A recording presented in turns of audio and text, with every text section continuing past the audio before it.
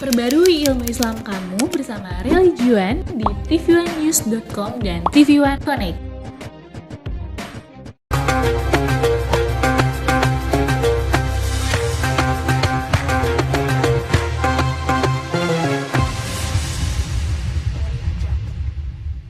A'udzubillahiminasyaitonirrajim. Bismillahirrahmanirrahim. Allahumma sholli ala sayyidina Muhammad wa ala ali sayyidina Muhammad. Assalamualaikum warahmatullahi wabarakatuh. Waalaikumsalam warahmatullahi wabarakatuh. Baiklah, pemirsa setia TV One yang berbahagia dimanapun Anda berada, senang sekali bisa kembali bertemu di indahnya Ramadan. Kali ini bersama saya Rizky Kinos. Biasanya kalau ada teman-teman host saya yang lain, kali ini bersama saya Rizky Kinos. Dan seperti biasa juga sudah ada Ustadz Abdul Somad dan juga ada Ustadz Dasat Latif. Assalamualaikum Pak Ustadz, guru-guru kita. Assalamualaikum warahmatullahi wabarakatuh. Yang segera akan kita cari dan gali informasi untuk pagi hari ini. Nah, ini semangat pastinya untuk puasa hari ini. Mudah-mudahan puasanya diterima oleh Allah Subhanahu Wa Taala. Mendapat ganjaran pahala yang sebesar-besarnya supaya puasa kita nggak sia-sia. Betul Ibu-ibu? Betul Bapak-bapak? Betul. Udah pada sahur belum? Baiklah, pemirsa, bayangkan apabila seseorang mempunyai suatu profesi yang sudah ditekuni sekian lama, bertahun-tahun, otomatis si orang ini sudah menguasai betul seluk-beluk dari profesinya. Tekniknya, strateginya, artnya, seninya pasti sudah diketahui. Ternyata pun terjadi kepada syaitonir rajim. Nah, jadi kan profesinya ini cuma satu, menggoda manusia. Udah gitu kontrak kerjanya juga unlimited alias tidak pernah berhenti. Betul ya Pak Ustadz ya? Nah, nanti ini yang akan kita bahas pada kali ini bersama guru-guru kita tentunya. Penasaran nggak?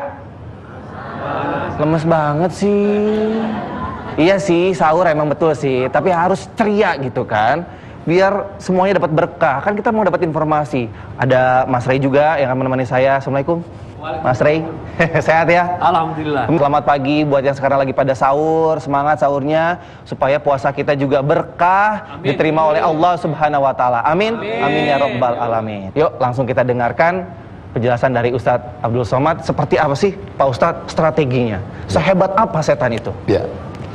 Sebelum kita bicara tentang strategi, cara, teknik, tipuan, trik, saya mau introduce dulu, kenalan supaya kita mengenal dengan baik. Jangan sampai kita menghadapi musuh dalam keadaan mata tertutup. Boleh saya tuliskan ya? Silakan Pak Ustadz. Kita kenalan sama setan. Mohon izin, silakan. mohon izin Tuan Guru. Ya. Izin Bapak-bapak. Nanti kalau saya kenal saya selesaikan. A'udzu billahi minasyaitan. Diambil dari 3 huruf. Syata, yashitu, syaitan. Syaitan harus tepat bunyi hurufnya, syaitan. Syaitan. Jangan sampai setan ngeritik kita. Kita baca auzubillahi minasyaiton. Nama saya syaitan tahu. Diambil dari 2 makna. Makna yang pertama artinya halaka. Halaka artinya binasa. Kenapa dia binasa? Karena dia dalam api neraka jahanam khalidina fiha abada. Sedangkan kita akan kekal abadi di dalam surga bersama Nabi Muhammad sallallahu alaihi wasallam. Yang kedua, makna syata yasitu syaitan itu adalah ba'uda. Ba'uda artinya jauh. Makna ba'uda artinya ba'idun 'anir rahmah, dia jauh dari rahmat Allah Subhanahu wa taala. Orang yang jauh dari rahmat itu disebut dengan laknat. Laknat atau terjemahan bahasa kita terkutuk. Maka selalu disebut a'udzubillahi minasyaitonir rajim. Aku berlindung kepada Allah dari setan yang terkutuk. Inilah makna setan. Asal muasalnya dari mana? Dalam surat Al-Kahfi ada dikatakan, kana minal jinni. Kana minal jinni. Dia berasal dari kalangan jin. Setan itu dari kalangan jin. Lalu kemudian dalam ayat yang lain ketika Allah bertanya kepada dia, ma mana'aka alla tasjuda li Adam? Kenapa kamu tidak mau bersujud kepada Adam? Apa jawaban dia? Khalaqtani min nar. Aku kau ciptakan dari min nar. Nar, dari api. Bedanya dengan malaikat, malaikat diciptakan dari nur, cahaya. Sedangkan dia dari nar, api. Lalu kemudian permusuhan abadi manakala tatkala ketika Allah Subhanahu wa taala berkata, "Wa idz qulna lil malaikati," ketika kami katakan kepada seluruh malaikat, "Usjudu li Adam," sujudlah kamu kepada para malaikat, sujudlah kamu kepada Adam. Fasajadu, semuanya bersujud, illa iblis, kecuali iblis. Loh, ini mana lagi nih? Ada jin, ada setan, ada iblis. Ini gimana sebetulnya? Komunitasnya namanya jin. Jin community. Nama komunitasnya jin. Lalu kemudian jin yang baik-baik itu namanya jin muslim. Inna minnal muslimuna wa minnal qasitun. Kami ini ada yang jin muslim, ada yang jin kafir. Sedangkan yang jahat-jahat itu disebut dengan syaitan. Induk dari segala yang jahat ini adalah iblis. Jelas? Komunitasnya jin. Yang baik dapat hidayah, masuk Islam. Itulah yang mendengarkan Nabi baca Quran. Apa kata mereka? Qul, katakan ya Muhammad, annahu istama'ana farum minal jin. Ada beberapa jin mendengar Nabi pulang dari Taif, dilempar batu, berdarah kakinya, dalam keadaan sedih, pulang dari Taif ke kota Makkah Al-Mukarramah. Di tengah perjalanan dia baca Quran, tiba-tiba dia mendengar annahu istama'ana farum minal jin. Ada beberapa jin yang mendengarkan Nabi baca Quran. Lalu apa kata jin itu? Inna sami'na Qur'anan ajaba. Kami dengarkan bacaan Al-Quran Muhammad SAW. Ajaba, ajib, amazing, mengagungkan bacaannya. Itulah jin muslim. Sedangkan yang tidak Islam disebut syaitan. Induk dari segala jin ini adalah iblis. Iblis ini GM-nya. Lalu kemudian permusuhan abadi pertama kali Adam adalah dengan iblis. Iblis itu bukan nama, iblis adalah gelar. Iblis diambil dari kata ablasa. Ablasa artinya putus asa, tidak ada harapan. Harapan bahasa Inggrisnya hope, tidak ada harapan less. Iblis hopeless. Tak ada harapan. Mohon maaf Bapak, tidak ada harapan sama sekali. Lalu kemudian ketika Allah mengatakan dia, ukhruj, keluar engkau dari surga. Malaka anta takabbara fiha, kau tidak layak merasa dirimu besar dalam surga. Innaka minas saghirin, engkau kecil, tak ada apa-apanya. Apa kata dia? Aku siap keluar ya Allah, tapi anzirni ila yaumi yub'atsun, beri aku limit batas waktu sampai manusia dibangkitkan. Apa kata Allah? Innaka minal munzarin, engkau akan diberi limit waktu yang panjang. Itu yang dikatakan Adinda saudara Rizky tadi, yang disebut setan unlimited karena masanya yang panjang. Yang umurnya panjang itu iblis, sedangkan anak-anak buahnya yang pion-pion itu ada juga yang mati. Kita baca ayat kursi, mati. Tapi ada juga yang ketika kita bacakan ayat kursi, dia malah ketawa. Kenapa dia tidak mati? Karena kata dia, perbuatan ente sama saya sama, kata dia. Lalu kemudian apa kata dia? Sumpah dia, la aqudanna lahum siratakal mustaqim. Aku akan bengkokkan jalanmu yang lurus. Kita selalu minta ihdinas siratal mustaqim, dibengkokkan oleh setan. Kemudian apa kata dia? La atiyannahum min baini aidihim, aku akan datang dari depan, wa min khalfihim, dari belakang, wa an aimanihim, dari kanan, wa an syama'ilihim, dari kiri, wa la tajidu aktsarahum syakirin. Tidak akan kau dapati mereka itu banyak yang bersyukur kepada engkau. Nah, inilah awal asal muasal permusuhan kita, pengenalan sekilas tentang setan. Untuk lebih kenal seterusnya, lebih banyak lagi, silakan dekat-dekat setan. Gitu tuh. Ternyata kita harus kenal dulu siapa itu. Ternyata beda, ada namanya jin. Jin community. Terus tadi ada syaitan, nggak boleh salah penyebutannya. Dan GM-nya tadi adalah iblis. Ternyata yang beriman juga malah didekati oleh jin, iblis, dan juga syaitan. Nah, kenapa? Nanti akan kita jelaskan atau kita dengarkan lebih lengkap lagi di segmen berikutnya. Maka dari itu, jangan kemana-mana, tetap bersama kami.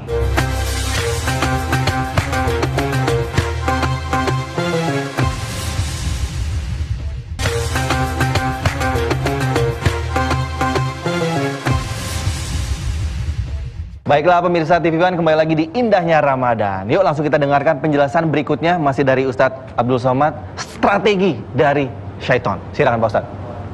Setan, kalau dia, saya nyebut setan, syaitan, kalau dia lihat orang itu belum beriman, maka dia halangi untuk nanti kalau kamu masuk Islam kamu akan sulit. Islam itu ribet, jelimet, sulit, payah. Mesti mandi wajib, mesti mandi junub, mesti mandi ini, mesti sunat, mesti cebok, mesti ini. Susah pokoknya.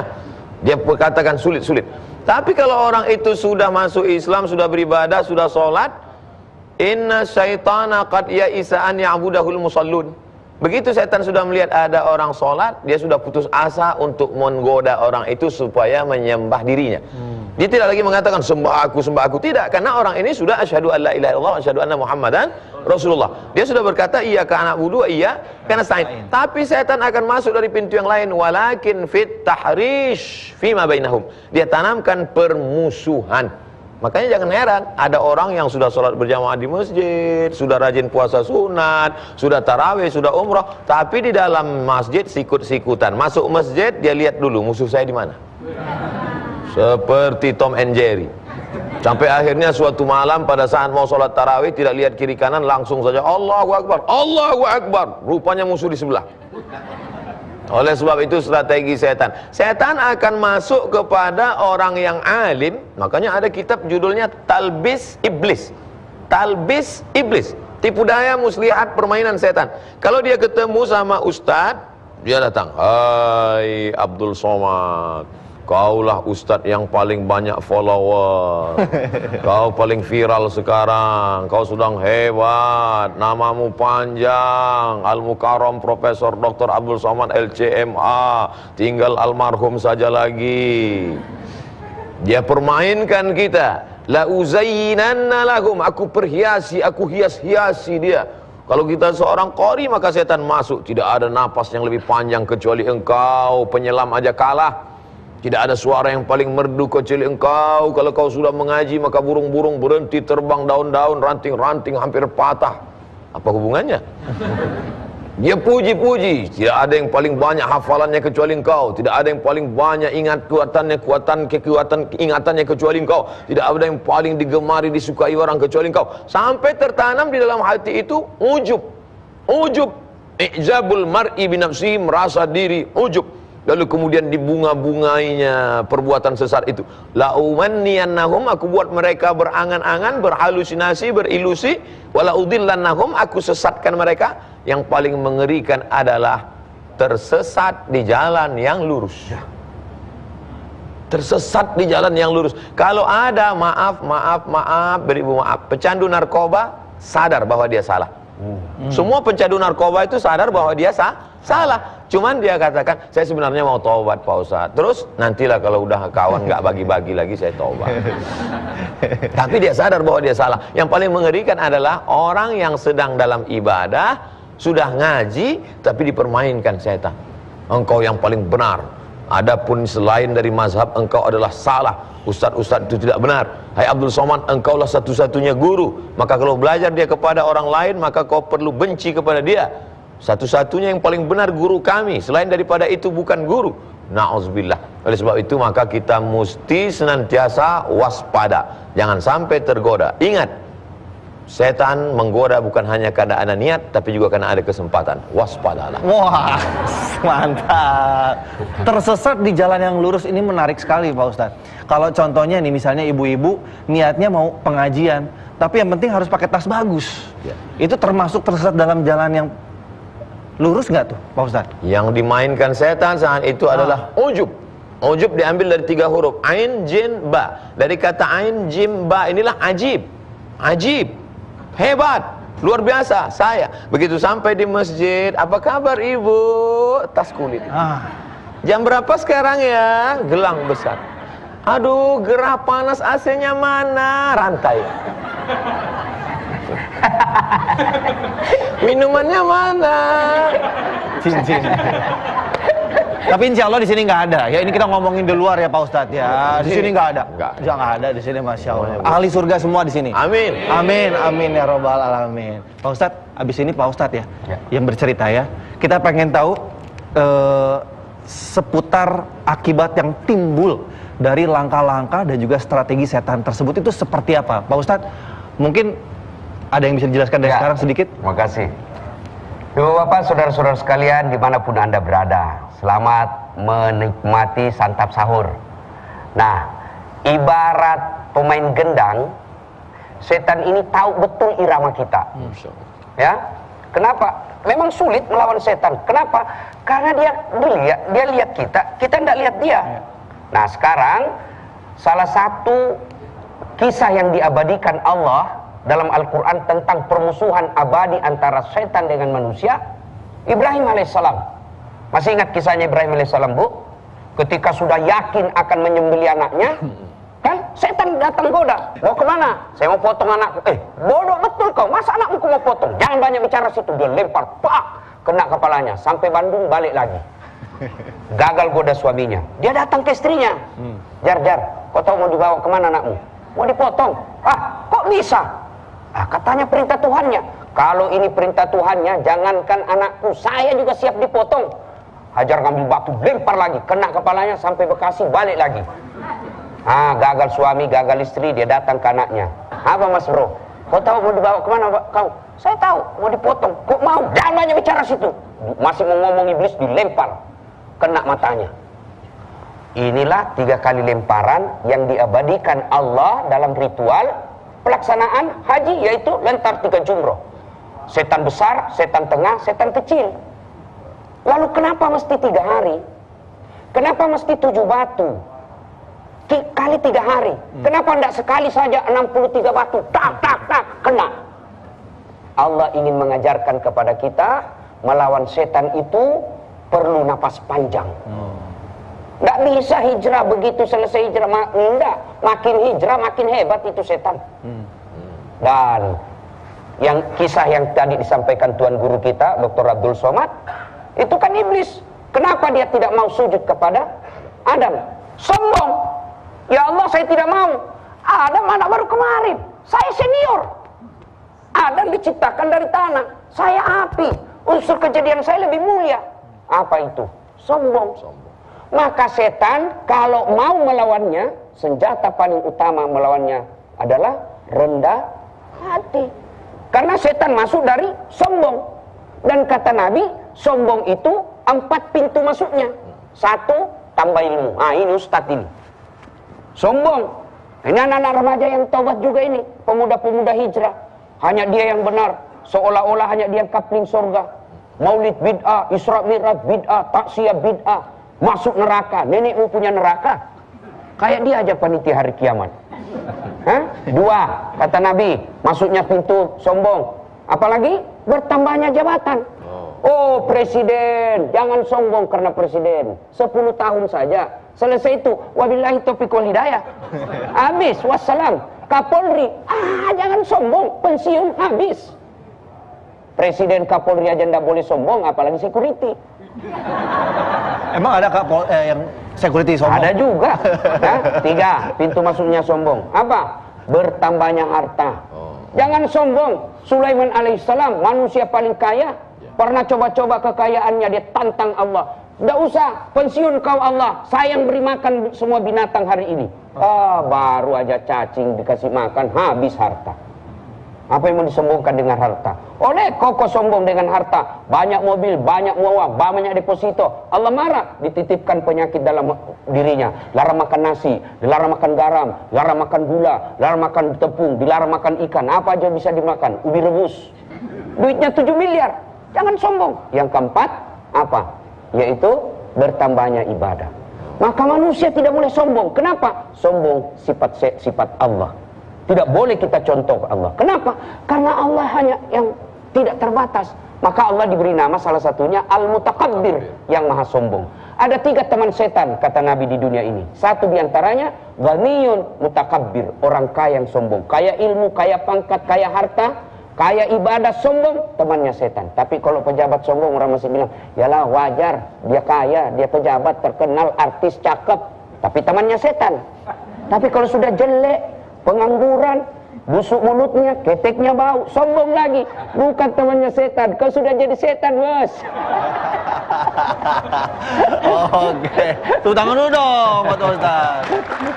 Masya Allah. Nah, inilah hadir puasa. Iya. Allah menghadirkan puasa sebulan penuh menghilangkan dan melawan iblis dan pasukannya. Iya. Oke, bos. Termasuk Mas Rizky. sombong ya. Mas Rey, boleh dong kita undang ya Mas Rey duduk sebelah sini ya. Boleh Mas Rey, monggo. Sini Silakan, aja. Mas Rey. Nggak apa-apa sini. Katanya Mas Rey mau nanya nih, Mas Rey. Assalamualaikum Mas Rey. Tadi dibilang, katanya kalau udah hijrah, kata siapa godaan itu malah hilang, malah tambah berat. Iya, itu justru yang pengen aneh tanyain juga sama para guru nih. Ditahan dulu pertanyaannya. siap. Nah, pertanyaannya seperti apa Mas Rey dan juga jawabannya seperti apa? Kalau penasaran jangan kemana-mana, tetap di Indahnya Ramadan.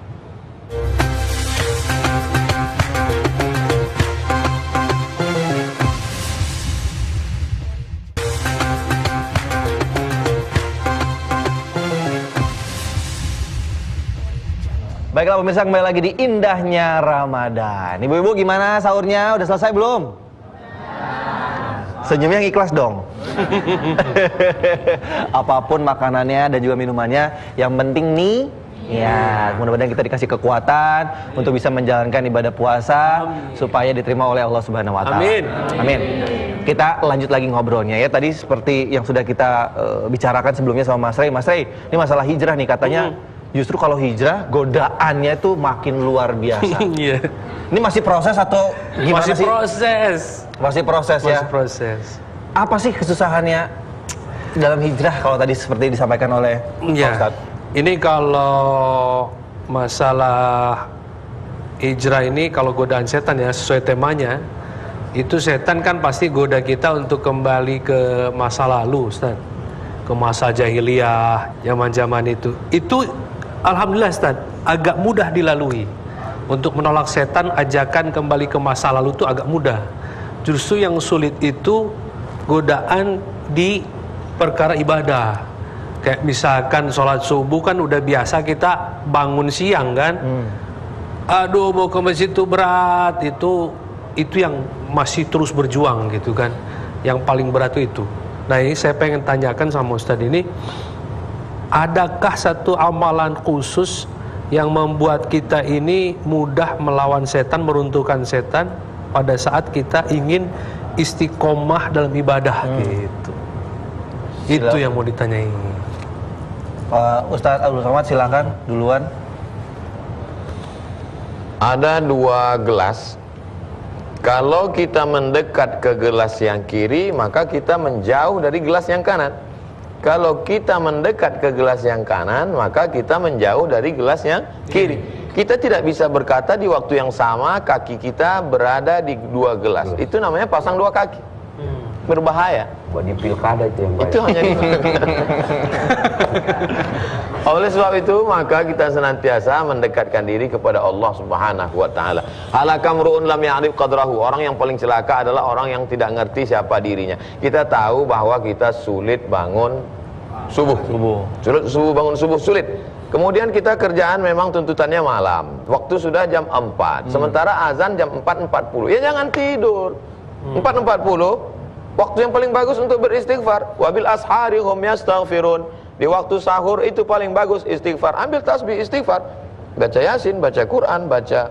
Setelah dekat sholat subuh, habis sholat subuh, berzikir, berdoa karena tuntutan kerja. Sebetulnya nggak boleh juga tidur habis subuh, tapi karena tuntutan kerja tidur. Jangan ke jam 4 tidur, lalu kemudian bangun jam 8. Astaghfirullah. Wabillahi taufiq wal hidayah. Itu. Atau dibalik.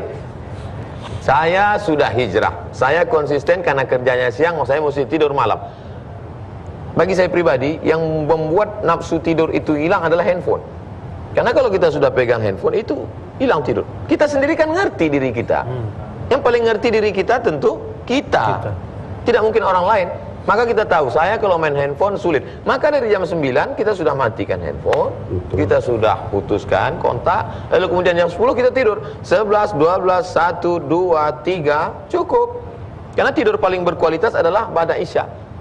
Lalu kemudian setelah itu kita tidur, bangun, tahajud, sholat witir, kalau witirnya. Tapi untuk di bulan Ramadan ini kita tadi sudah witir di habis tarawih. Kita tinggal tahajud saja, sholat sunat wudu, bangun. Nah, ini yang pertama, kenali diri kita, karena orang paling celaka adalah orang yang tidak kenal pada dirinya. Setelah itu wasta'in billah, banyak-banyak minta tolong kepada Allah. Ya Allah, tolong aku. Nikmat hasbunallah wa ni'mal wakil, ni'mal maula wa ni'man nasir, wala haula wala quwata illa billah. Kalau kita punya teman, dengan teman itu kita makin dekat Allah, dengan teman itu kita makin bisa tahajud, dengan teman itu kita makin bisa zikir, dengan teman itu.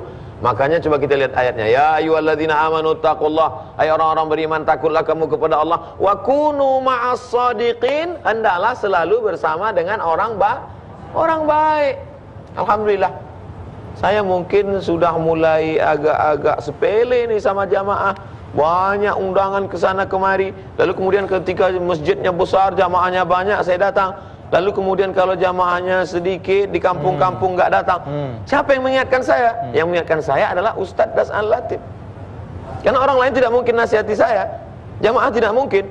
Apa kata Ustadz Das'an? Selama ada orang berkumpul, di masjidkah dia, di musola kecilkah dia, bicaralah. Karena sulit untuk mengumpulkan orang. Selama orang berkumpul, ada orang banyak, bicaralah Abdul Somad. Karena sampai masanya nanti, ada masanya kau bicara, orang lain tidak dengar.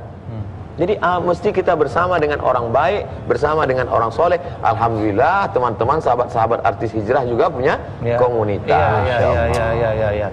Mas Rey, nih kalau tadi Pak Ustadz bilang ada sahabat, teman dan segala macam, ini berarti kan ngomongin lingkungan nih. Betul. Lingkungan untuk misalnya mensupport Mas Rey atau siapapun yang hijrah. Mas Rey kan dulu dunianya tuh musisi, entertainment. Itu seperti apa waktu itu kondisinya? Ya, pastinya sulit ya. Karena suasana itu sangat mendukung sekali. Kalau menurut saya itu, dalam hijrah itu suasana tuh bisa dibilang urutan atas lah, urutan 1-2 tuh, yang bisa mempengaruhi proses hijrah kita gitu. Maka kita perlu mencari suasana yang baik sebagaimana Ustadz tadi bilang gitu kan. Suasana untuk kita bisa hijrah dengan baik itu memang perlu. Jadi kita perlu cari yang saya lakukan, Ustadz, alhamdulillah. Jadi saya senang kalau ada majelis saya datang. Terus kalau ada dibilang ada Ustadz ini, ada kiai ini, ada ajengan ini, ada habaib ini, saya datang. Saya subah sama mereka, minta doa dan minta nasihat. Itu sangat terasa sekali. Waktu itu kondisi lingkungannya mendukung. Jadi memang kita harus cari itu. Karena kan sebelum hijrah itu lingkungan itu belum ada. Lingkungan itu belum ada, belum terbentuk. Maka kita yang harus cari sendiri. Kita yang harus cari lingkungan yang tepat untuk kita seperti apa. Mas Rey, ini kan musisi. Tidak berarti setelah hijrah lalu kita tidak bermusik lagi. Tinggal ganti. Kalau tadi musiknya musik yang jelek, musik yang membuat orang lupa kepada Allah, ya. Nah, sekarang bawa ke musik yang membuat audiens kita ingat dengan Allah. Contoh, mungkin Tuhan mulai bosan melihat tingkah kita yang selalu salah dan dengan dosa-dosa, atau Allah mulai enggan bersahabat dengan kita. Coba kita bertanya pada rumput yang bergoyang. Boleh. Kalau lagu-lagu seperti itu tidak berarti Islam ini mengungkung kita punya prestasi. Tinggal ganti. Dan ingat, dalam Al-Quran Allah jelaskan, apakah setelah Mas Rey mengaku beriman kepadaku lalu saya tidak mengujinya? Oh tidak, saya akan pasti menguji. Tidak hanya berkata saya beriman kepadamu ya Allah, lalu Allah lepaskan kita. Tidak, dia akan menguji kita. Dengan cara apa? Minal hauf, rasa cemas, rasa ragu-ragu, rasa lapar. Maka ada kan artis itu yang tadinya joget-joget hijrah, salah baca buku. Yang dia baca buku sulit betul ini Islam, balik lagi joget-joget. Nah ini salah milih teman. Maka saudara-saudara, ketika Anda hijrah, percaya Allah pasti mengujinya. Maka lihat saudara-saudara kita selebriti yang hijrah, pertama yang Allah uji adalah ekonominya. Maka dia akan mulai susah dapat job, susah dapat pekerjaan. Akhirnya dia bilang, apaan? Kemarin saya joget-joget dapat duit, sekarang dekat dengan Allah malah susah makan. Itu, tapi ingat, waman yusri yusra. bukan di balik kesusahan, bersama kesusahan. Bukan dibalik, kalau dibalik susah dulu. Tapi ini tidak. Seiring dengan kesusahan itu, seiring dengan kalian beristighfar, seiring ketika kalian bertobat, maka Allah pasti memberikan jalan kemudahan. Insya Allah, aku yakin. Jadi kalau lagunya udah siap, Ustaz Hasan siap. Saya siap. Ya kan? Jadi lagu Nabi kan juga ketika hijrah dari Mekah ke Madinah, ketika tiba di Madinah kan disambut dengan lagu Tala'al badru alaina min saniyatil wada. Itu. Kalau sudah tobat, kita tobat lagunya apa itu? Iqra. Lagunya yang pernah dipopulerkan Sulis. Ya lagu-lagu seperti itu. Religi. Lagu religi. Kalau lagu-lagu yang bikin apa? Kalau pulang-pulang berbadan dua? Pulang-pulang itu juga ada itu iblis di rumah. Ada juga itu iblis di rumah. Iya, beda lagi itu ceritanya. Iblis di rumah yang larang kita poligami. Iya. Iblis ini susah diusir. Kita bacakan surah Yasin makin dekat, ngambil cobek. Astaga. Mas Rey, Ya. lanjut silakan, ada pertanyaan lagi. Mungkin support dari keluarga seperti apa dan triggernya apa sih waktu itu? Oke, saya mau hijrah. Itu kalau keluarga sih pasti support, Ustaz. Triggernya itu cuma satu aja, ketika saya mulai Tunggu dulu. ya. Trigger itu apa? Trigger itu apa? Jelas dulu. Itu macan bukan? Macan. Itu tiger. Itu tiger, Pak Ustaz. Trigger itu kayak semacam pemicu, Pak Ustaz. Pemicu. Buat Iya. apa yang memicu akhirnya oke saya memutuskan untuk berhijrah gitu. Pemicunya itu cuma satu, ketika berada di puncak kesuksesan menurut saya pribadi, apa yang saya cita-citakan udah saya dapat, itu mulai turun tuh, mulai muncul saingan baru, vokalis baru, lebih muda, lebih ganteng, suaranya lebih bagus, lagunya lebih. Di situ saya mikir kok kesuksesan saya turun, sementara di benak saya kesuksesan itu nggak boleh turun.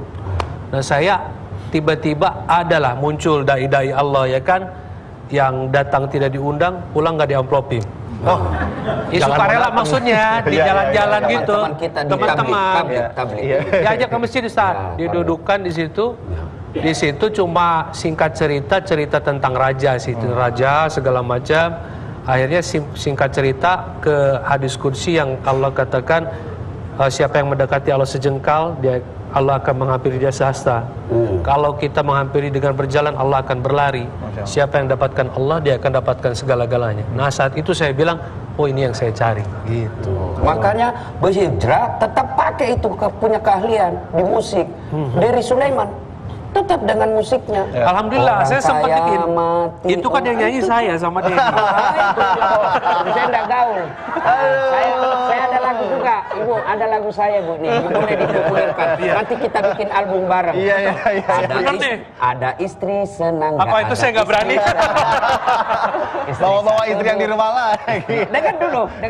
Ada istri senang, nggak ada istri senang. Istri 1, 2, 3, 4 senang. Istri senang, nggak ada istri senang. Istri 1, 2, 3, 4 senang. La ilaha illallah, la ilaha illallah, la ilaha illallah. Masya Allah. Itu luar biasa. Boleh seperti itu. Tapi saya pilih single yang lain. Jangan yang itu. Nah, pemirsa, nanti Ray akan mempersembahkan satu single religi terbarunya. Boleh ya? Insya Allah. Insya Allah ya, di segmen berikutnya. Dan juga kita akan membuka kesempatan untuk pemirsa di sini dan juga jamaah di sini untuk bertanya kepada guru-guru kita. Maka dari itu jangan kemana-mana, tetap bersama kami hanya di Indahnya Ramadan.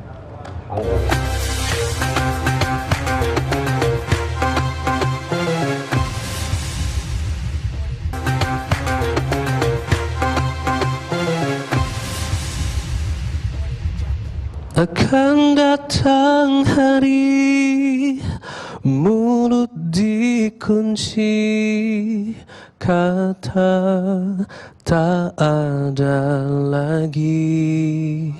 Akan tiba masa tak ada suara dari mulut kita berkata, tangan kita tentang apa yang dilakukannya.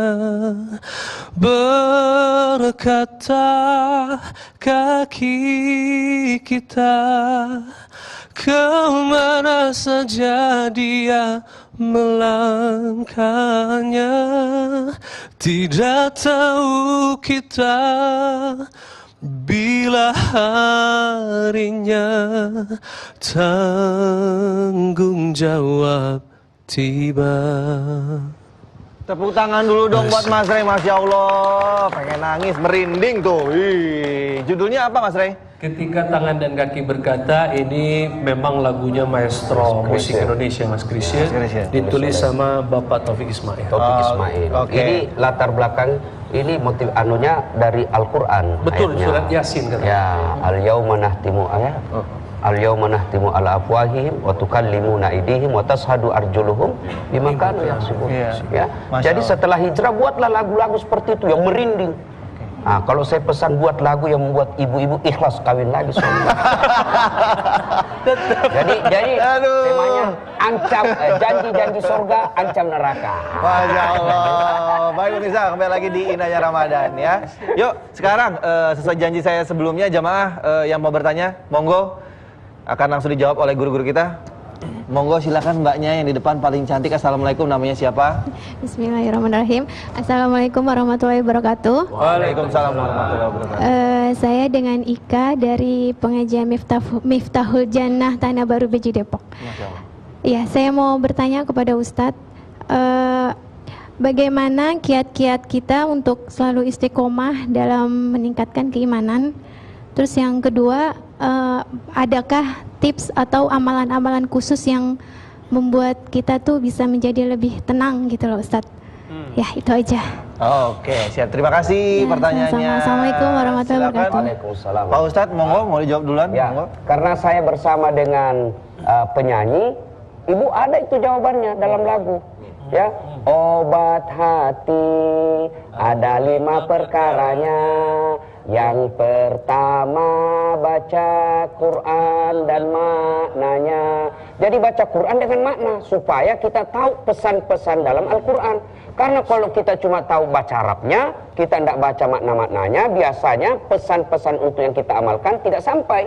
Meskipun amal baca Quran itu sudah bagus, tapi supaya mampu kita amalkan, orang tanya, kenapa itu di Arab Saudi Ustadz kalau sholat Ramadan itu sampai menangis-nangis mereka? Karena dia tahu apa yang dia baca. Kalau kita panjangkan kita gemes.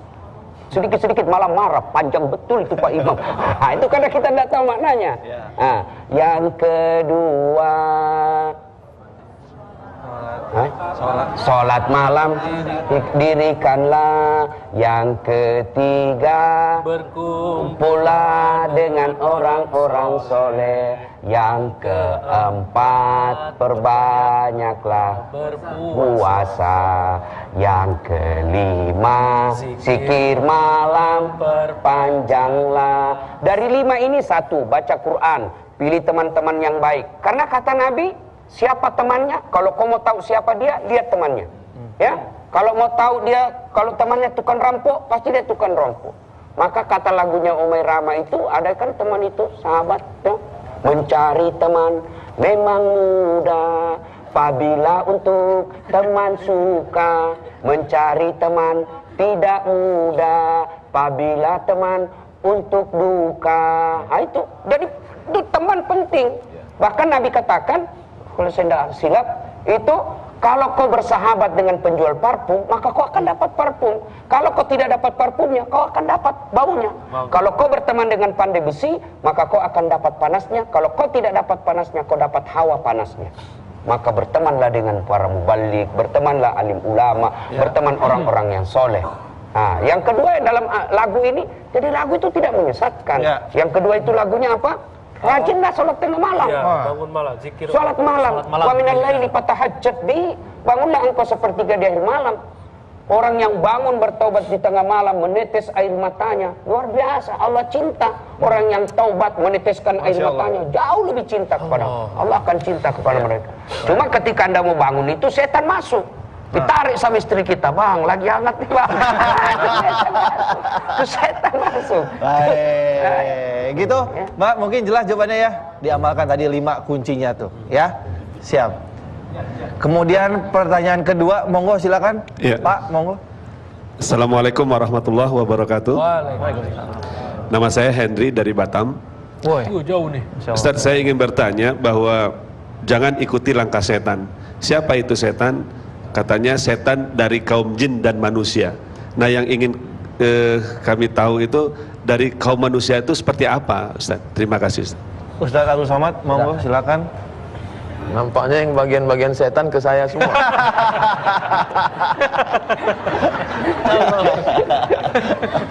Alladzi yuwaswisu fi sudurin nas minal jinnati wan nas. Itu menunjukkan bahwa setan itu tidak hanya dari kalangan jin tapi juga ada dari kalangan manusia. Dalam ayat lain ada yang kami kirimkan, kata Allah SWT, syayatinal jinni wal insi. Kami kirimkan setan-setan jin dan setan-setan manusia. Bagaimana sifatnya? Sifat dia seperti sifat setan. Malah kalau dia dari kalangan jin, kita bacakan ayat kursi itu langsung pergi. Tapi kalau dari kalangan manusia ini, kita bacakan ayat kursi, dia lebih hafal dari kita. Ini jadi masalah. Ente mau kemana? Saya mau bayar zakat. Zakat ente tahun ini berapa? 1 bulan 100.000, 1 tahun 1.200.000. Jadi mau pergi bayar zakat nih? Iya. Tuh HP baru 1.300.000. Ingat, kata Ustaz Somad, ente lah minal jinnati wal nas.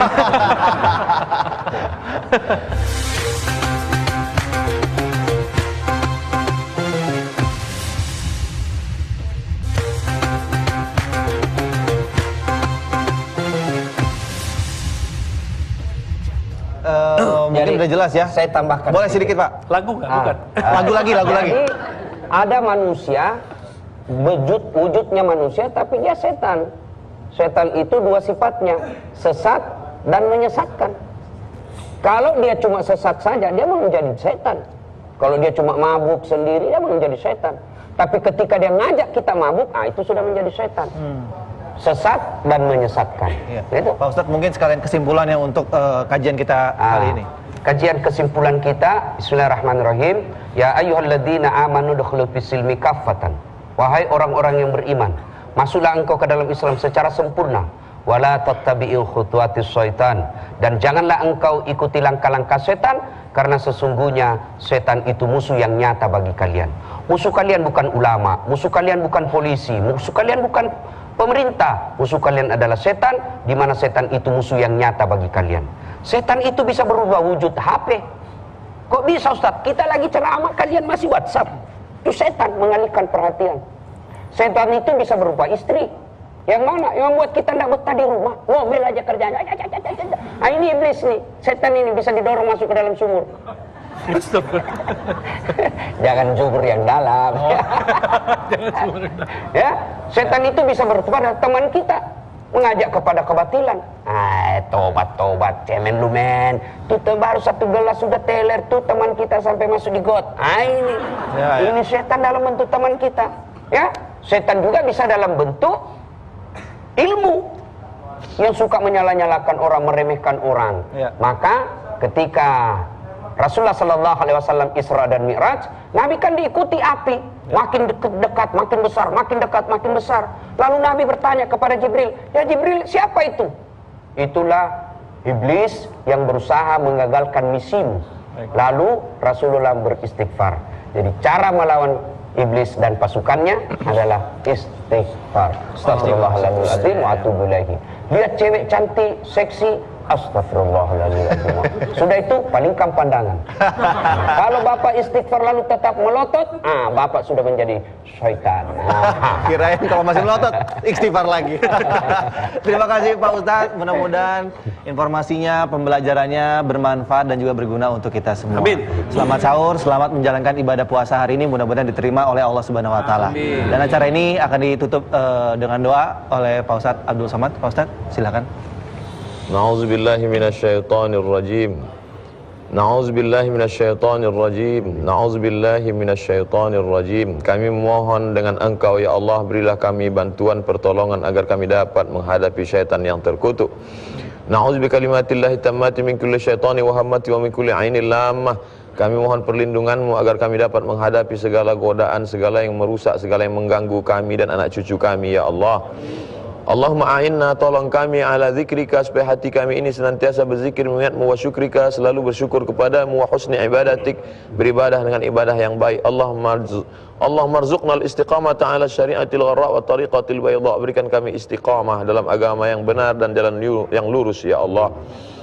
Ya muqallibal qulub, engkau yang membalikkan hati, sabit qulubana, kokohkan hati kami ala dinik, dalam agamamu, ala ta'atik, dalam ketaatan kepadamu, ya Allah.